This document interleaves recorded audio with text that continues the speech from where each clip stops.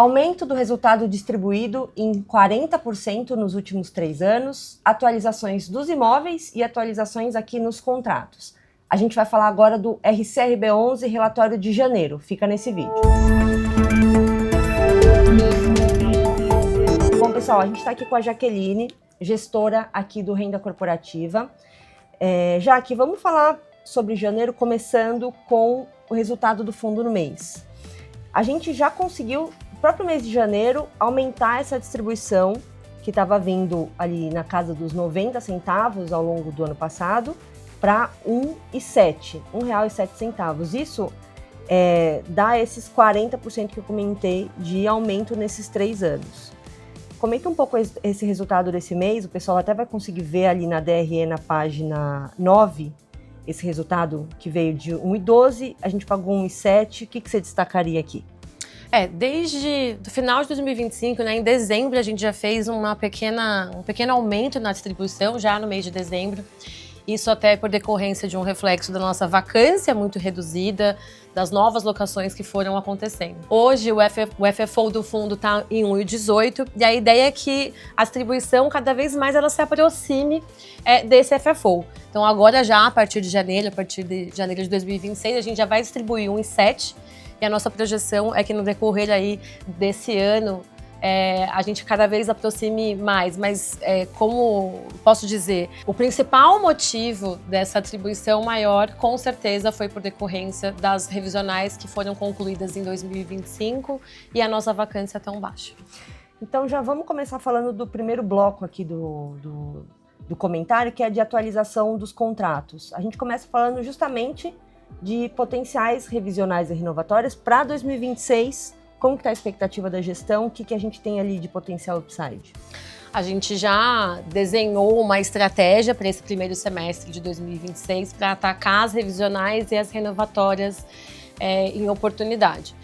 Desde 2023 foram mais de 30 novas locações. Então o ano de 2026 é um ano muito importante para o fundo, porque a gente tem uma grande opção de contratos a revisionar. As principais regiões que a gente vai abordar neste primeiro semestre são as regiões da JK e da Vila Olímpia e um pouco ainda de Paulista, que são as regiões hoje que estão performando mais, com mais capacidade de upside de locação, menos vacância e uma região em muita crescente ainda no mercado imobiliário. Isso porque nos últimos 3 anos, essas regiões que você citou, como a vacância está em baixa, o preço pedido aumenta. Outra partida aumenta e isso favorece aqui o locador nesse momento, certo? Certo. E boa parte do portfólio do fundo estão alocados nessas 3 regiões. Então, principalmente ali Paulista foi onde a gente teve o maior, as locações mais expressivas de 23 para cá. E o JK Financial Center também, que é um edifício grande dentro do portfólio, que está na região da JK, com uma vacância muito baixa e os valores de locação também numa acelere. Legal. Então a gente quer aproveitar esse momento de mercado. Vamos falar então agora dessa inadimplência que a gente traz aqui no conjunto do Bravo. É uma inadimplência pontual, é um locatário que já está no portfólio já há uns 2, 3 anos. É uma inadimplência dos meses de novembro e dezembro de 2025. O fundo já fez todas as medidas necessárias de negociação, notificações. Como eu disse, que é uma inadimplência pontual, porque no mês de janeiro o pagamento ocorreu normalmente, as despesas acessórias também foram regularizadas, mas essa inadimplência passada ela ainda existe. Então o fundo já está tratando, junto com o time jurídico, as melhores medidas cabíveis para que a gente consiga resolver essa questão pontual. E não chegou nem a ser um ofensor aqui da distribuição, né? Porque a gente conseguiu manter o que a gente tinha projetado no guidance. Exato, essa inadimplência não vai impactar na distribuição. Boa. Então, falando um pouco da vacância, até é engraçado porque a gente, no comecinho de fevereiro, divulgou a nova alocação que acabou zerando a vacância do fundo, né? Então, aqui, apesar de a gente ter fechado janeiro, a gente tira a foto de janeiro, ele traz a vacância em 0,5, um pouco menos, que no final já nem existe mais. Exato. Acho que o Bravo Paulista continua sendo um case de sucesso para o renda corporativa. É um edifício que performa muito bem.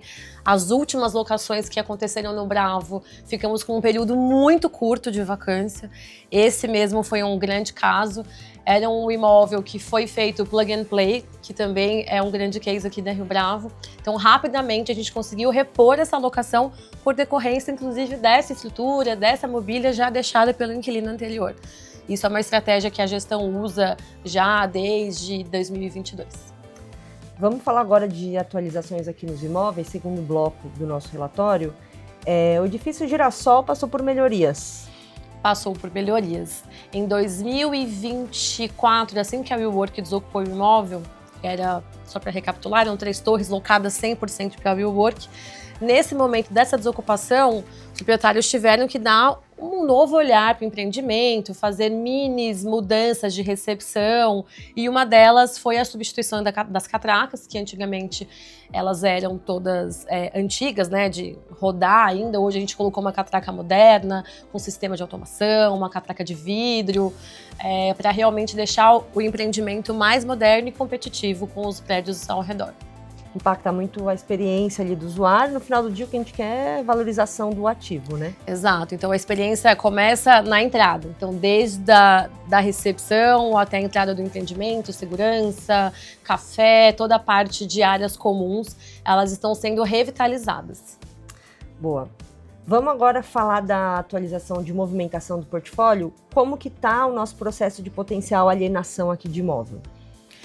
Hoje o fundo conta com 3 ativos em pipeline de desinvestimento. A gente já vem trazendo um pouco de luz deste tema nos nossos relatórios. E um em específico, a gente assinou o LOI o ano passado, né, que é a carta de intenção para alienação de um desses ativos.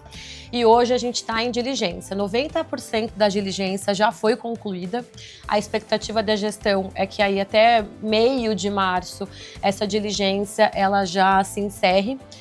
Em paralelo, já começamos também a minutar o CCV, que é o compromisso de compra e venda. Ótimo. E novidades a gente vai atualizando aos poucos. Conforme a gente for evoluindo com o CCV ou a assinatura do CCV, a gente vai atualizando, até porque ainda existe outras partes, né, dentro do processo, direito de preferência. Então, a gente acredita que até o final do semestre a gente tem o deal 100% concluído.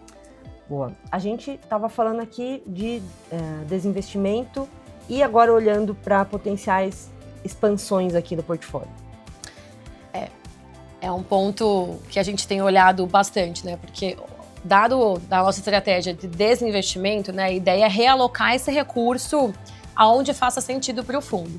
Ou aumentando a nossa exposição em ativos que façam sentido para o portfólio, ou até mesmo olhando para novas regiões. E este momento atual, estamos com uma negociação em curso de alocar esse recurso no portfólio, em um ativo do portfólio relevante. É uma tratativa ainda inicial, mas uma quantidade relevante para o portfólio. Então, conforme também a negociação for caminhando, a gente vai trazendo um pouco mais de clareza de qual é o ativo, qual é o tamanho do cheque, mas é um ativo relevante para o fundo. Legal. Então, só para a gente encerrar, você comentou um pouquinho aqui no começo, mas falando mais especificamente do guidance aqui para o semestre, a gente está falando aqui em 1,7 por cota. Ele nem considera eventual venda concluída, que pode até aumentar isso ali mais para o final do semestre, né? Então, aqui essa linearização nem considera um extraordinário que possa vir com a venda. Exato. O 1,7 é com o que está contratado. Então, tudo que a gente tem contratado hoje de receita, considerando descontos e carências, a gente também traz o gráfico de absorção de desconto e carência. Então, o 1,7 é o contratado, sem considerar nenhum ganho extraordinário por decorrência da alienação ou até mesmo dessas revisionais que já vão entrar em curso a partir desse mês. Bom ponto. Bom, pessoal, essa foi a leitura aqui do relatório de janeiro do Rio Bravo Renda Corporativa. Mandem as dúvidas, comentários. Todo mês a gente está por aqui e vai ler todas as dúvidas recebidas aqui pelos cotistas. A gente fica super à disposição aqui no RI. Muito obrigada a todo mundo e até a próxima. Obrigada e até a próxima.